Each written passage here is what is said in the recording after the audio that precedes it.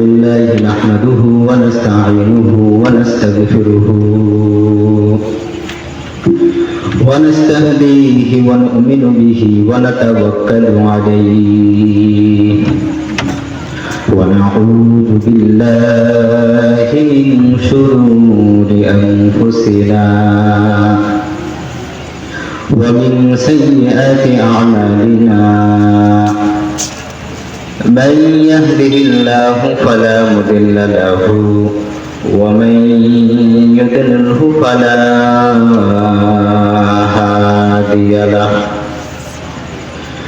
ونشهد أن لا إله إلا الله وحده لا شريك له ونشهد أن سيدنا ومولانا محمدا عبده ورسوله أرسله بالحق بشيرا ونذيرا وداعيا إلى الله بإذنه وسراجا وقمرا منيرا أما بعد فقد قال الله تعالى في كلامه المجيد وفي فرقانه الحميد أعوذ بالله من الشيطان الرجيم بسم الله الرحمن الرحيم إن الله وملائكته يصلون على النبي يا أيها الذين آمنوا صلوا عليه وسلموا تسليما সকলে আমার সাথে দুরূদ ইব্রাহিম পড়ুন اللهم صل على محمد وعلى آل محمد كما صليت على إبراهيم وعلى آل إبراهيم إنك حميد مجيد اللهم بارك على محمد وعلى آل محمد كما باركت على إبراهيم وعلى آل إبراهيم إنك حميد مجيد আল্লাহ তাআলার দরবারে লাখ কোটি শুকরিয়া যে আমরা সকলে জামিয়া মাদানিয়া হামিউস সুন্নাহ কলাবাগান মাদ্রাসা আজকের এই বাৎসরিক মাহফিলে উপস্থিত হতে পেরেছি। সকলে বলে আলহামদুলিল্লাহ। আলহামদুলিল্লাহর আওয়াজটা আরেকটু জোরে হবে। আলহামদুলিল্লাহ। দরুদ সালাম সেই নবীর উপরে মহান রব্বুল আলামিন যে নবীকে পৃথিবীতে পাঠানোর মাধ্যমে সমগ্র বিশ্বজাহানকে করেছেন আলোকিত, সমগ্র বিশ্বজাহান থেকে জুলুম অত্যাচারকে করেছেন দূরীভূত, আমাদেরকে করেছেন সর্বশ্রেষ্ঠ উম্মত। সেই নবীজির শানে আরেকবার দুরূদ পড়ে বলি সাল্লাল্লাহু আলাইহি ওয়াসাল্লাম। সম্মানিত মুরব্বিয়ান ইকরাম, সম্মানিত শ্রোতা মণ্ডলী, আমি অল্প একটু সময়ে গুরুত্বপূর্ণ একটা বিষয় নিয়ে আলোচনা করতে চাই। যেহেতু আপনাদের এই মহতি মাহফিল দেশ এবং বিদেশে অনেক বড় বড় উলামায়ে ইকরাম যেখানে ওয়াজ করবেন, নসিহত করবেন, আপনাদেরকে বিভিন্ন বিষয় নিয়ে আলোচনা করবেন। আজকের এই মাহফিলকে যদি আপনারা ধারণ করতে পারেন, যদি গ্রহণ করতে পারেন, আশা করা যায় আপনাদেরকে জান্নাতের পথে বাধা দেওয়ার মতন শয়তানের ক্ষমতা হবে না। ঠিক কিনা বলেন? আপনারা যদি আজকের মাহফিলটাকে ধারণ করতে পারেন, আজকের মাহফিলটাকে যদি আপনারা গ্রহণ করতে পারেন, শয়তানের ক্ষমতা নাই আপনাদেরকে জান্নাতের পথে বাধা হয়ে দাঁড়াবে। ঠিক কিনা বলেন? এটা কি শুধু আপনার আমার জন্য নাকি এই মহল্লাবাসী যারা আছেন সবার জন্য? তাহলে এখানে সবাই এখনো আসেন, সবার এই মাহফিল ময়দানে আসতে হবে কিনা বলে? এটা জান্নাতের পরিবেশ। কিসের পরিবেশ ভাই? জান্নাতের পরিবেশ। সম্মানিত মুসল্লিয়ান ইকরাম, আমরা পৃথিবীতে এসেছি একটা মাধ্যম হয়ে। কি হয়ে? একটা মাধ্যম হয়ে আমরা পৃথিবীতে এসেছি। আল্লাহ তাআলা দুনিয়াতে আমাদেরকে পাঠিয়েছেন, কিন্তু একটা মাধ্যম। সেই মাধ্যমটা কি? মায়ের গর্ভে। ঠিক কিনা বলেন? আমরা একটা দোয়া কোরআন থেকে শিখে নিয়েছি সবাই, আমার সাথে সবাই বলবেন। কোন দোয়া? রব্বিরহামহুমা কামা রাব্বায়ানি সগীরা। সবাই পারি কি? সবাই পারি? আমার বলেন, রব্বিরহামহুমা কামা রাব্বায়ানি সগীরা। অর্থ কি? সবাই, হে আমার প্রভু, হে আমার রব, আপনি আমার মা বাবাকে ওইভাবে লালন পালন করেন, ওইভাবে তাদের মর্যাদা দেন যেভাবে আমার মা বাবা আমাকে শিশু বেলায়, ছোটবেলায় আদর যত্ন করে লালন পালন করেছে। ঠিক কিনা ভাই? আমরা জানি তো ভাই সবাই। এই এতটুকু বিষয় নিয়ে আমি আপনাদের কাছে অল্প একটু সময় এশার আযানের আগ পর্যন্ত ইনশাআল্লাহ আলোচনা করব। আমি বিশ্বাস করি আল্লাহ তাআলার কোরআন এবং হাদিস অনুযায়ী মা এবং বাবার খেদমত সম্পর্কে যে আলোচনাটুকু আল্লাহ তাআলা আমাদেরকে পেশ করেছেন, এই আলোচনা যতটুকু রয়েছে আমাদের জন্য, এতটুকু যদি আমরা গ্রহণ করতে পারি, তাহলে ইনশাআল্লাহ জান্নাতে যাওয়ার পথে শয়তান আমাদের জন্য বাধা হতে পারবেও, কোনদিন পারেও। বিশ্বনবী জনাবে মুহাম্মদুর রাসূলুল্লাহ সাল্লাল্লাহু আলাইহি ওয়াসাল্লাম মায়ের কথা বললেন তিনবার। কয়বার? তিনবার। বাবার কথা বললেন একবার। সুফিয়ান সাউরি রাহমাতুল্লাহি আলাইহি তিনি বলেন, আমার বাবা যখন আমাকে ডাক দিতেন, আমি যদি নফল নামাজেও দাঁড়িয়ে থাকতাম, নফল নামাজ ছেড়ে দিয়ে আমি আমার বাবার খেদমতে হাজির হয়ে যেতাম। সুবহানাল্লাহ। আপনারা শুধু মায়ের খেদমতের প্রশংসা শুনছেন, ফজিলত শুনছেন। আল্লাহ তাআলা তো শুধু মার কথা বলেন নাই, বাবার কথাও তো বলেছেন। ওয়া বিল ওয়ালিদাইনি ইহসানা, পিতা মাতার উপরে তুমি ইহসান করো, সুন্দর আচরণ করো, সৎ ব্যবহার করো, ভালো ব্যবহার করো। আব্দুল্লাহ ইবনে ওমর রাদিয়াল্লাহু তাআলা আনহু মক্কার চত্বরে দাঁড়িয়ে রয়েছেন। কোথায়? কাবা ঘরের পাশে দাঁড়িয়ে রয়েছেন। ইয়ামিনের এক যুবক তার মাকে মাথায় করে নিয়ে কাবা শরীফ তাওয়াফ করছেন। মাকে মাথায় তুলে নিয়ে কাবা ঘর তাওয়াফ করছেন, বারবার তাওয়াফ করছেন, আর মুখের জবানে উচ্চারণ করছেন যে আমি আমার মায়ের বহনকারী উট। মা বহনকারী কি? উট। আমি আমার মাকে বহনকারী উট। সে আবার বারবার একথা বলছেন যে আমার মাকে যে উট বহন করে সে ক্লান্ত হয়ে যায়, কিন্তু আমি সন্তান, আমি আমার মাকে বহন করছি, আমি ক্লান্ত হব না। যেন বলেন না সুবহানাল্লাহ। কেন ক্লান্ত হব না? আমার মা আমাকে 10 মাস 10 দিন গর্ভে ধারণ করেছে। আমি সন্তান আমার মাকে 10 মাস 10 দিনের চাইতেও বেশি করে মাথায় নিয়ে ঘুরেছি, মাথায় করে চড়ে ঘুরিয়েছি। হযরতে আব্দুল্লাহ ইবনে ওমরকে জিজ্ঞেস করলেন, আব্দুল্লাহ ইবনে ওমর বলো তো আমার মায়ের হক আদায় হয়ে গিয়েছে কিনা? আমি তো 10 মাস 10 দিনের চাইতেও বেশি আমার মাকে মাথায় করে নিয়ে ঘুরেছি। আব্দুল্লাহ ইবনে ওমর বলেন, না যুবক, তুমি তোমার মা যখন তোমাকে দুনিয়ার জমিনে প্রসব করেছেন, তুমি যখন তোমার মায়ের পেট থেকে বের হয়েছো, তুমি যখন তোমার মায়ের গর্ভে ছিলে, তোমার মা যখন কষ্টে একটা দীর্ঘশ্বাস নিত। দীর্ঘশ্বাসটা কেমন? আমরা যদি খাবার একটু বেশি খাই, পরিমাণে একটু বেশি খাই, উঠতে গেলে কষ্ট হয়, হয় কি না? বসতে গেলে কষ্ট হয়, শুয়েও থাকতে পারি না। খাবার যদি একটু বেশি খাই, তাহলে আমার একটু দীর্ঘশ্বাস ছাড়ি না? এভাবে একটা দীর্ঘশ্বাস ছাড়ি কিনা? তাহলে মা যে 10 মাস 10 দিন গর্ভে ধারণ করলেন, কোনো 1 মিনিটের জন্য কি পেট থেকে বাহির করে রাখেন কিনা? রাখে নাই তো। মা তো আমাকে আপনার আপনাকে 10 মাস 10 দিন গর্ভে ধারণ করলেন, ধারণ করে সে কি একবার দীর্ঘশ্বাস দিছে না বারবার কষ্টের দীর্ঘশ্বাস দিছে? বারবার কষ্ট পেয়েছে, বারবার জোরে জোরে নিঃশ্বাস নিছে। আব্দুল্লাহ ইবনে ওমর যুবককে তাকিয়ে বললেন, যুবক, তোমার মা তোমার গর্ভে, তুমি যখন তোমার মায়ের গর্ভে ছিলে, তোমার মা যখন একটা দীর্ঘশ্বাস দিয়েছিল, তুমি 10 মাস 10 দিন কেন সারা জীবন যদি তোমার মাকে তোমার মাথায় নিয়ে ঘুরো, তবুও তোমার মা ওই যে একটা দীর্ঘশ্বাস নিয়েছিল সেইটার হকও তুমি আদায় করতে পারবে না। কেউ বলেন না সুবহানাল্লাহ। আল্লাহ তাআলা বললেন, ওয়া বিল ওয়ালিদাইনি ইহসানা, মায়ের সাথে ভালো ব্যবহার করো, বাবার সাথে ভালো ব্যবহার করো। বলছেন কি?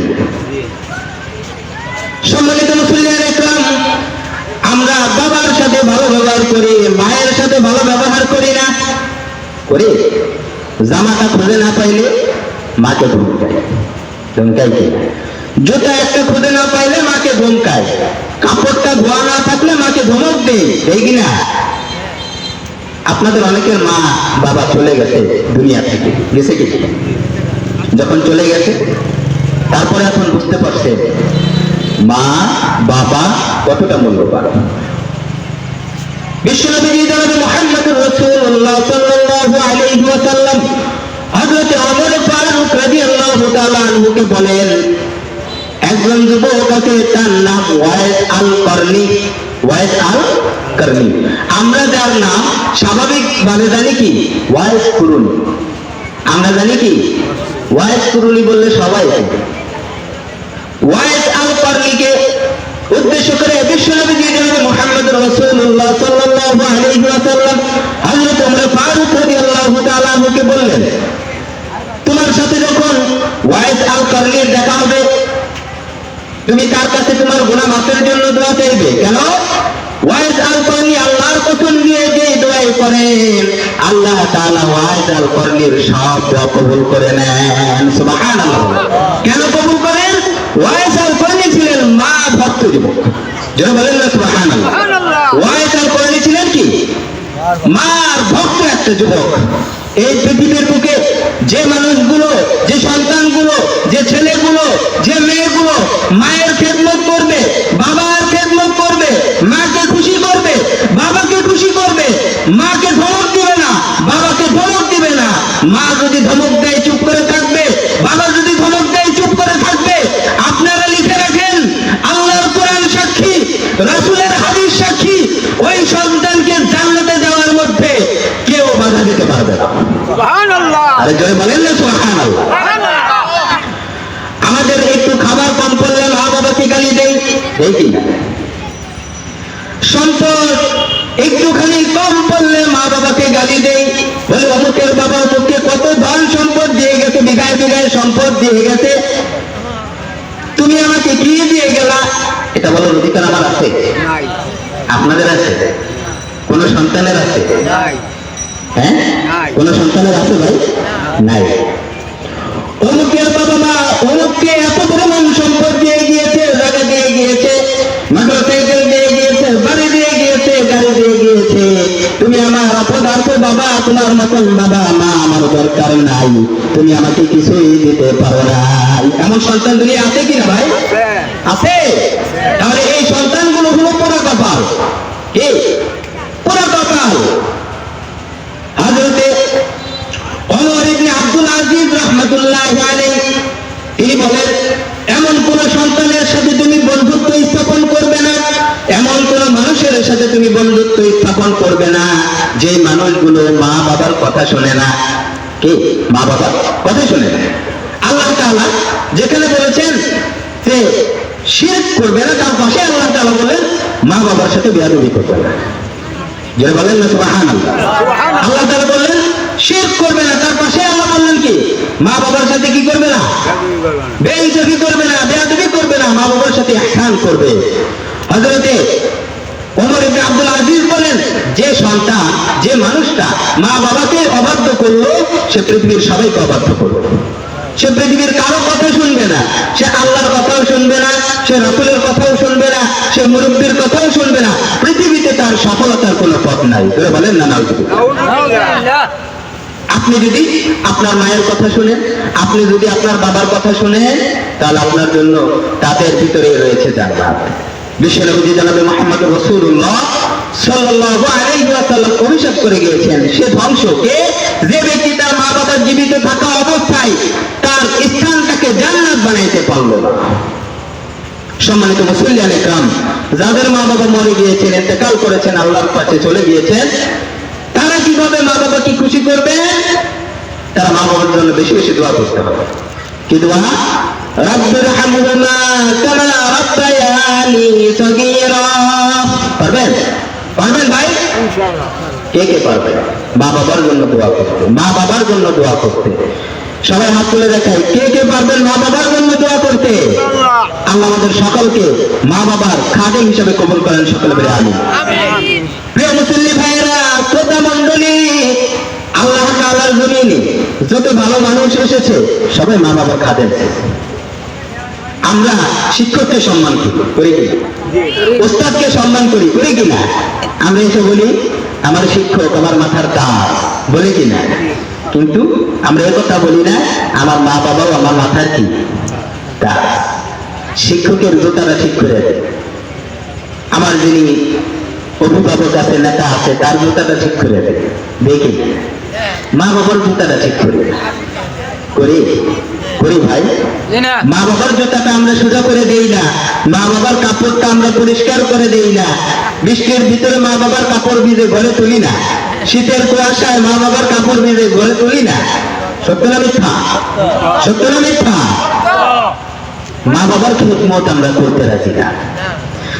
মা যদি ধমক দেয়, মাকে বলি কি তোমার মতন মা আমার দরকার নেই, গেলাম গেলাম, বলি কিনা? এরকম কত মানুষ আছে। আসলে বলেন তো, এতে কি মা বাবার ক্ষতি হইল না নিজের কপাল পুড়লো? নিজের কপাল পুড়লো। এখনকার সন্তানেরা দেখবেন বাবা গরু চড়াইতে যায়, বাবা গরু দুধ দহন করে, মা কাজে পিঠে করে ধানের বোঝা বহন করে, ধান শুকাইতে দেয়, এটাকে গ্রহণ করে সিদ্ধ করে করে কিনা? আর সন্তান ঘরের পাশে বসে বসে মোবাইল টিপে। হ্যাঁ, ঘরের পাশে বসে বসে কি করে? মোবাইল। আর বলে কি আমি অনেক কষ্ট করে আসছি, আমার একটু রেস্ট নিতে দাও, আমার একটু বিশ্রাম নিতে দাও।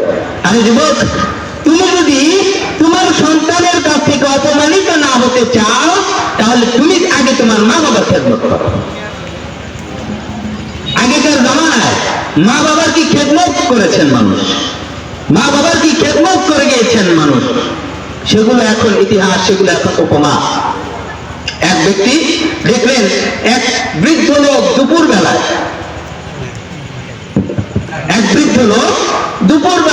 কাঠ পোড়া রোদে কাঁধের ভিতরে পানির পাত্র নিয়ে গুজে হয়ে যাচ্ছে বৃদ্ধ মানুষ। আর পিছন থেকে এক যুবক তার পিঠের ভিতরে জোরে জোরে চাবুক মারছে। তখন ওই লোক বললে, এ যুবক, তুমি এই বৃদ্ধের পিঠে এভাবে চাবুক কেন মারছো? এটা তো ঠিক না। যুবক বলল, এই লোকটা আমার পিতা। জোরে বলেন না নাউজুবিল্লাহ, জোরে বলেন না নাউজুবিল্লাহ। কাঠ পোড়া রোদে বাবার পিঠে পানির পাত্র চাপিয়ে দিয়ে পিঠের মধ্যে চাবুক মারছে যুবক। খোঁজ নিয়ে দেখা গেল কি, যে বৃদ্ধ এখন এই অবস্থায় পতিত হয়েছেন, এই বৃদ্ধ তার বাবার সাথে এই আচরণ করত।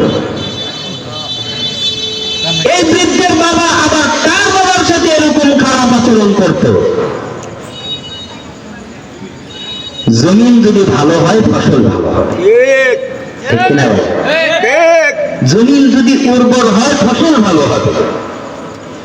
জমিন যদি উর্বর না হয়, ফসল ভালো হবে না। ফসল কি হবে না? ফসল ভালো হবে না। এখন বলেন, আমার সন্তানকে যদি আমি ভালো বানাইতে চাই, আমার সন্তানকে যদি আমি আল্লাহর ইবাদতগুজার বানাইতে চাই, আমার সন্তানকে যদি এমন মানুষ বানাইতে চাই যে সন্তান আমি ইন্তেকাল করার পরে আমার জন্য দুই হাত তুলে আল্লাহর দরবারে দোয়া করবে, রাব্বিরহামহুমা কামা রাব্বায়ানি সগীরা, এমন সন্তান যদি বানাইতে চাই, তাহলে আমাকে আগে আমার মা বাবার জন্য কি করতে হবে বলে? আমাকে আমার মা বাবার জন্য দোয়া করতে হবে। আল্লাহ তাআলা আমাদেরকে মা বাবার খাদেম হিসেবে কবুল করুন, আমিন। যারা বলেন না আমিন। আমাদেরকে যদি আল্লাহ কবুল করেন, আমরা যদি মা বাবার খাদেম হিসেবে উপস্থিত আল্লাহর দরবারে হতে পারি, তাহলে আমাদের সন্তানগুলো মা বাবার খাদেম হবে। আর যে ব্যক্তি মা বাবার খাদেম হবে তাকে কে পছন্দ করেন? আল্লাহ। সম্মানিত মুসলিম ইকরাম, বিশ্বনবী জনাব মুহাম্মদুর রাসূলুল্লাহ সাল্লাল্লাহু আলাইহি ওয়াসাল্লামের একজন জবরদস্ত সাহাবী ছিলেন। সাহাবীর নাম সাহাবীর নাম কি? আবু হুরায়রা রাদিয়াল্লাহু তাআলা। আযান হচ্ছে, আমরা আযানের জবাব দেব ইনশাআল্লাহ।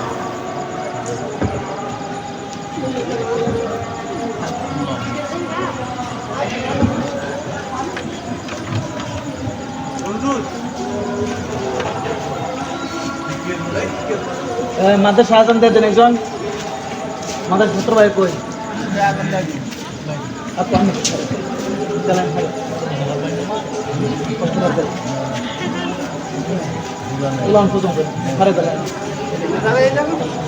জামাত নিয়ে ইনশাআল্লাহ। আল্লাহু আকবার, আল্লাহু আকবার, আল্লাহু আকবার, আল্লাহু আকবার। আশহাদু আন লা ইলাহা ইল্লাল্লাহ, আশহাদু আন লা ইলাহা ইল্লাল্লাহ, আশহাদু আন্না মুহাম্মাদার রাসূলুল্লাহ, আশহাদু আন্না মুহাম্মাদার রাসূলুল্লাহ। হাইয়া আলাস সালাহ, হাইয়া আলাস সালাহ, হাইয়া আলাল ফালাহ, হাইয়া আলাল ফালাহ। আল্লাহু আকবার, আল্লাহু আকবার, লা ইলাহা ইল্লাল্লাহ। ওই ঘরের মানুষ টিতে বাইরে এলে তো একটু শুভা দেখা যায়, ঘর জুলা গপ করে।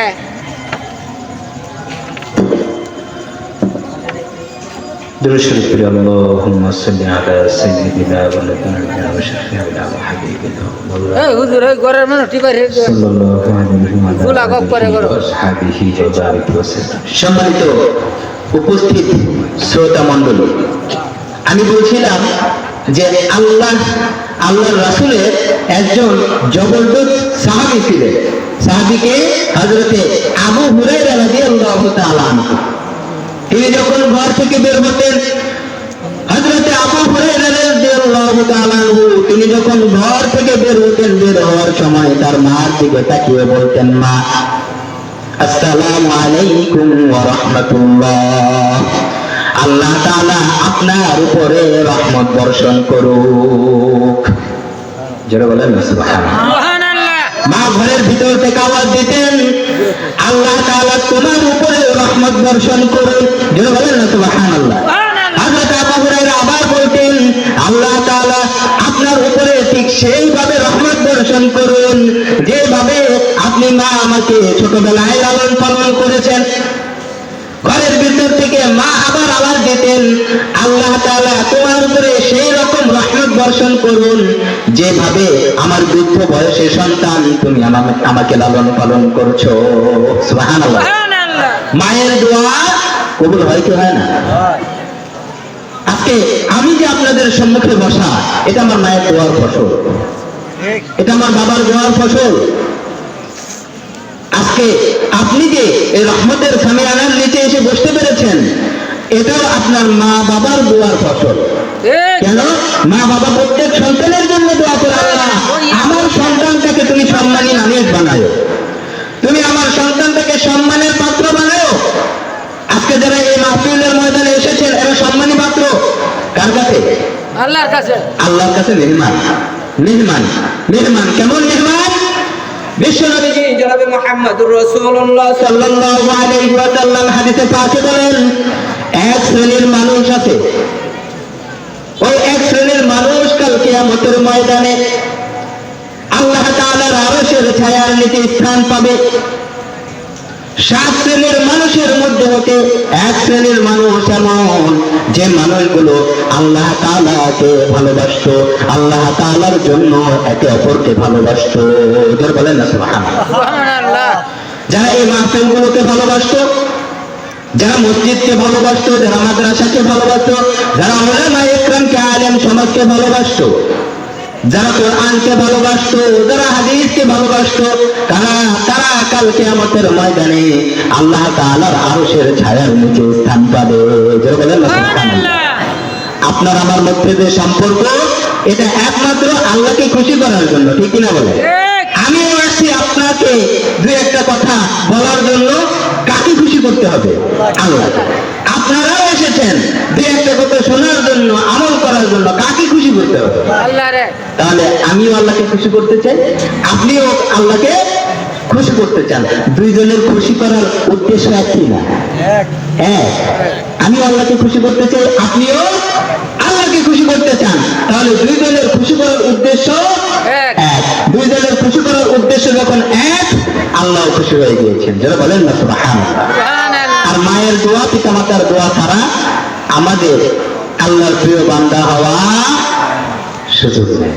এ কারণে সম্মানিত মুসলিম ইকরাম, আল্লাহ তাআলা যেন আমাকে আর আপনাকে মা বাবার খাদেম হিসাবে কবুল করেন। আমরা দোয়া করবো তো ইনশাআল্লাহ? ইনশাআল্লাহ। দোয়া করবো তো ইনশাআল্লাহ? ইনশাআল্লাহ। এই জীবন